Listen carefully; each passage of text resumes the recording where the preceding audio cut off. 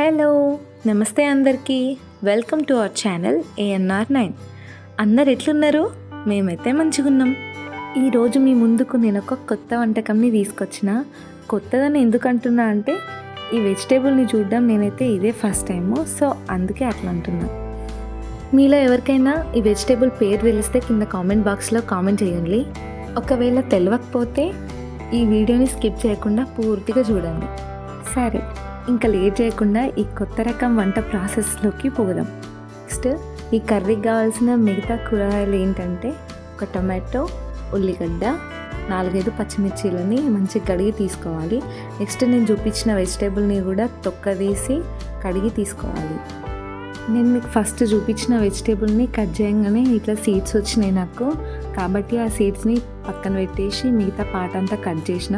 ఒకవేళ సీడ్స్ లేకుండా లాతగా మాత్రం ఉంటే అట్లనే కట్ చేసేసుకోవచ్చు.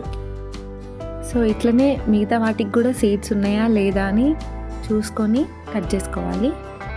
వంట సంగతి పక్కన పెడితే వెజిటేబుల్స్ని ఆగమాగం కాకుండా ఇట్లా నీట్గా కట్ చేసుకున్నానంటే నాకు బాగా ఇష్టం. తర్వాత కర్రీ కోసం ఉల్లిగడ్డ, టొమాటో, పచ్చిమిర్చిలు ఇంకా ఎల్లిపాయలని కూడా సన్నగా కట్ చేసుకొని పక్కన పెట్టేసుకోవాలి. తర్వాత స్టవ్ మీద ఒక కడాయిని పెట్టి అందులో 1 టేబుల్ స్పూన్ అంతా ఆయిల్ వేసుకోవాలి. ఆయిల్ వేడైన తర్వాత 1/2 టీ స్పూన్ జీలకర్ర, మనం కట్ చేసి పెట్టుకున్న ఎల్లిపాయలు, పచ్చిమిరపకాయలు, ఉల్లిగడ్డను కూడా వేసి మంచిగా గోలియాలి. పచ్చిమిర్చి, ఉల్లిపాయలు 2 కొంచెం వేగిన తర్వాత కట్ చేసుకున్న టమాటాలని కూడా అందులోనే వేసి ఒకసారి కలిపి కల్లిమాకను కూడా యాడ్ చేసుకొని టమాటాని కొంచెం మగ్గియాలి. టమాటా ముక్కలు కొంచెం అంత మగ్గిన తర్వాత 1/2 టీ స్పూన్ పసుపు వేసి ఒకసారి అంతా కలపాలి. తర్వాత మన వంటకి మెయిన్ అయిన ఆ కొత్త వెజిటేబుల్ ముక్కల్ని కూడా ఇందులోనే వేసి అన్ని కూరగాయలు కలిసిపోయేటట్టు ఒకసారి అంతా మిక్స్ చేసుకోవాలా. ఏ కర్రీలో అయినా పసుపు కరెక్ట్గా వేసుకుంటేనే బాగుంటుంది కదా కర్రీ. కొంచెం తక్కువ అయితేనేమో కర్రీ కలర్ రాదు, కొంచెం ఎక్కువ అయితేనేమో తినబుద్ధి కాదు.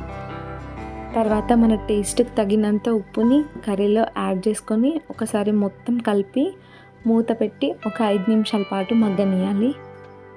5 నిమిషాల తర్వాత మూత తీసి ఒకసారి మొత్తం కలిపి కొంచెం మెంతికూరను కూడా యాడ్ చేసుకోవాలి. ఇదైతే పూర్తిగా ఆప్షనల్, ఉంటే వేసుకోవచ్చు లేకపోతే స్కిప్ చేయవచ్చు. నెక్స్ట్ కర్రీలో 2.5 టీ స్పూన్ల కారం, 1/2 టీ స్పూన్ ధనియాల పొడిని కూడా యాడ్ చేసి ఒకసారి మొత్తం కలిపి కడాయి మీద ఒక ప్లేట్ పెట్టి అందులో కొన్ని నీళ్లు పోసి ఒక 5 నిమిషాల పాటు మగ్గనియాలి. 5 నిమిషాల తర్వాత మనం ప్లేట్లో పోసిన నీళ్ళు ఇట్లా బుడగల టైప్ రాగానే మూత తీసి పక్కన పెట్టి ఒకసారి మొత్తం కలపాలి. తర్వాత కొంచెం కొత్తిమీరని కూడా యాడ్ చేసి ఒక 2 మినిట్స్ లో ఫ్లేమ్లో ఉడికించుకోవాలి.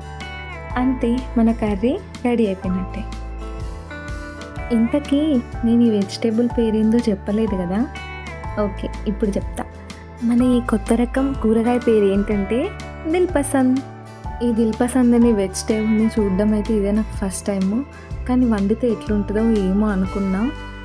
టేస్ట్ చేస్తే మాత్రం నిజంగానే నాకు దిల్ పసంద్ అయిపోయింది. అంత బాగుంది టేస్ట్ అయితే. మీకు కూడా నచ్చితే ఒకసారి ట్రై చేయండి. సో మరిన్ని వీడియోస్ కోసం మా ఛానల్ని లైక్, షేర్ అండ్ సబ్స్క్రైబ్ చేసుకోండి. ఎప్పుడు మా ఛానల్ని సపోర్ట్ చేస్తూ ఉండండి. Thank you.